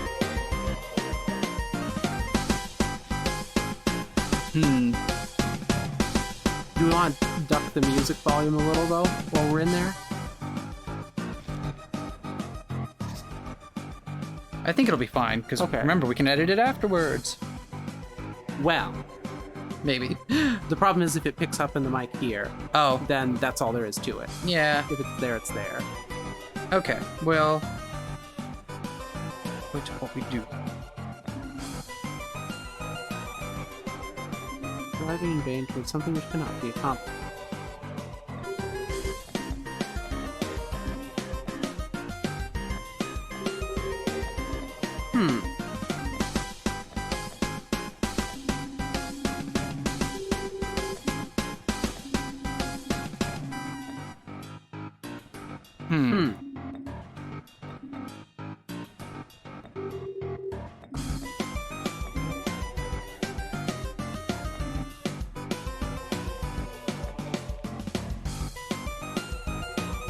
We tried doing Mankind is Flawed on this one, right?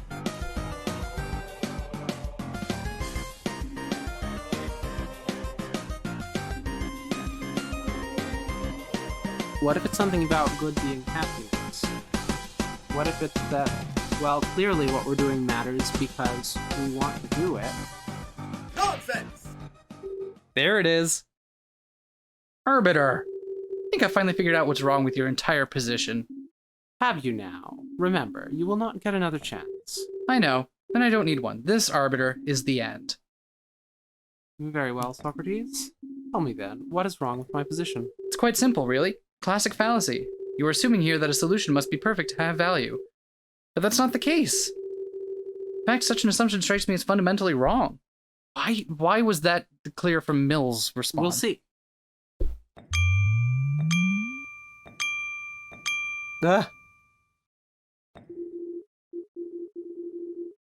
I just realized that over half of us have facial hair. I'm not sure how to cope with my distress. Right. Anyway, perfection is, as a general rule, an attractive prospect in every field. But things do not have to be perfect to add value to the world. Let us look at art. Even works as great as the Statue of David or the Mona Lisa are not without their flaws. But despite their flaws, can there be any doubt that the world is a brighter place because these works exist? Oh, then it's as Mill would say. They're still good because they increase happiness. Okay, that was a weird way of getting to that, but alright.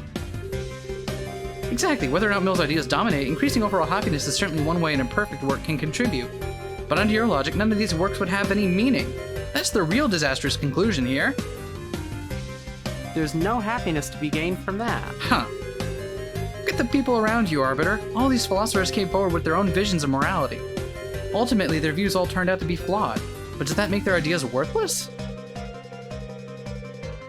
Of course not. Their theories have had a profound positive impact on the world. Anyone in my high school philosophy class could tell you as much. Flaws and all, their attempted moral systems stand stronger than those created without thought, and the importance of this is palpable. Just because perfection might be unattainable does not mean we should just not try. It only means we can't expect to succeed. This is quite impressive, old friend. Indeed, you may truly have it, Herr Jones. True, it's our duty to keep questioning, always and forever. For while we can never assume our ideas are perfect, if we don't keep searching, we'll miss the chance to find something better. The fact that we can never be sure does not mean that we should not hypothesize. The goal may be unattainable, but all the progress made towards it is still a fundamental good. In a way, searching for morality is in fact the most moral thing you can do. Why do you have to say to that, Arbiter? I say. Ha ha ha. Ha ha ha. Arbiter? Oh, wonderful, you broke the sovereign. Now we'll have to get a new one. No, I'm fine. It's just funny. Funny? Yes, funny. I realize now I have become arrogant in my time ruling this plane.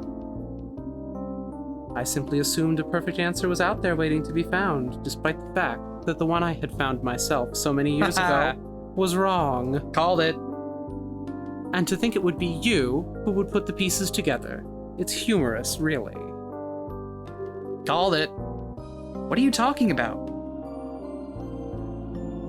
He is not wise because of what he knows, but because he knows what he does not know. People used to say this about me all the time. Now I believe it better applies to you. Wait, hold on. You? Yes, that's right, Protagoras.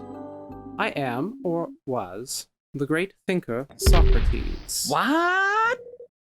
Called it. Shut up, Ari. You what? Yeah, I figured it out like an hour ago. An unverifiable claim, but there is no denying this one is sharp enough. Regardless. He did drop the start. Yeah. And I think if we go back, there are other hints. Perhaps. I'm pretty sure at one point he said something that made me be like, wait, why would you know that about Socrates? Never mind. Finding the answer was my greatest accomplishment. I convinced the old arbiter I had found the solution. I even briefly convinced myself. And as a result, I won the challenge. The arbiter gave me his mantle and told me I was to take his place as ruler of this realm. I took it and become what you see now. But you said Socrates left, and he didn't immediately recognize me as not you. My friend, why would you go so far to hide your identity?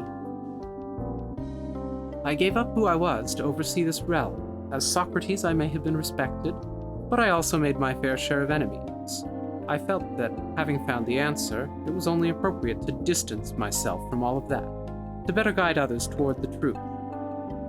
Of course, once I figured out that my solution was, in fact, wrong, I became determined to goad someone else into finding it, never once thinking that perhaps it could be unreachable. In a way, the old Socrates did leave that day, but now, I think, you've brought him back. Well then, Socrates Jones. Still can't believe that's your name. I think it's time I finally granted you your wish. You mean? Yes, it's time for you to head on home, the both of you. I can't believe it. We did it. We actually did it. But wait, hold on. Does this mean you accept my answer as true? Am I a pro-philosopher? Certainly not. By your very own logic, you know I cannot do that. I do, however, accept your answer as the best I will receive right now, and I cannot ask for better than that. So this is for real this time? No tricks? He can just walk through? Of course, Ariadne, what do you take me for? Just making sure. Dad, do you know what I'm gonna do first when I get home? What? Sleep. Sounds like a plan. Well then, Hobbes, Mill, Protagoras, Kant, Euthyphro, Socrates, Prime. I guess this is it. Goodbye, Herr Jones. You will be missed. Indeed, it was a pleasure making your acquaintance. Mill, Call me. Look me up when. Well, listen, I'll look you up when I'm on this Yeah. side. All right. I will miss you, Socrates. You're almost as intelligent as the original. Thank you, all of you, for everything you've done. An extra big thank you to you, Mill. Seriously. You are just as awesome as I thought you would be. And also apparently banging my dad. I'm gonna miss you, and so will my dad. Now, Ariadne Jones, you're going to make this old man blush. Let's not single anyone out, Ari. Everyone here has been great. Except for maybe you, Thithbro. What? No, wait a minute. Come on, Dad, let's go. I've had enough of this weird floating architecture for a good long time. Everything's Penrose stairs. It's really hard to get to this. Really hard to get to the snacks. All right, Ari, lead the way. Oh, that's you, probably. Farewell, great Thinker Jones. See you again in a few dozen years. This game was really fun. That was awesome. I'm so glad we played this. Yeah. Oh, thank you to Killingsmith with the soundtrack. Klingensmith with the soundtrack. Spot on, my dude. Oh, that they're waking up in the hospital. Oh, that's so cute. Oh, this is Flying so text. great. Oh, I love this. Did Protagoras fall asleep standing up? He might have.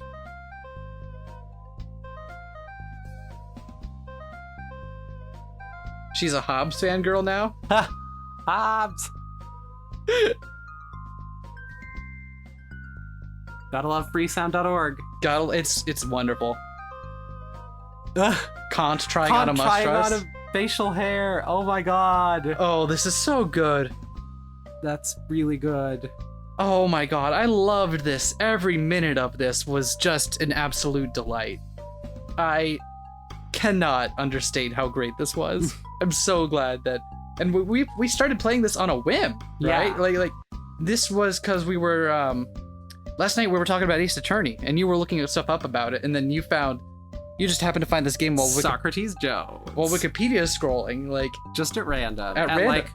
At like midnight or later. And immediately I'm like, no, we are in on this. This is what we need to do. Oh, I'm so glad we played that. Please forgive. I really hope y'all enjoyed that because it was an absolute delight for us to play. Oh my gosh. Oh, I miss the old Wild West of Flash games and JavaScript and JavaScript still does everything. Java games, but Java games and JavaScript are very different things. Java is not JavaScript. I might not know the difference. I don't know any. But you know what I mean? Like, I miss those days. Oh, and now it's just frozen for real. All right. It appears to be frozen for real. You know what? I wouldn't have ended it any other way. Oh, it survived. Yeah. Awesome. Oh, that was awesome. That was so... I'm so glad we got to... I still can't get over the fact that it's about a fucking overconfident, middle-aged white dude being smarter than everyone else in the room. But we'll forgive that. We'll forgive it this one time because I had a great time with this. Yeah. Anyway, if you want to buy our new 8PR branded deer repellent, watch out when you're driving. Bye. Good night.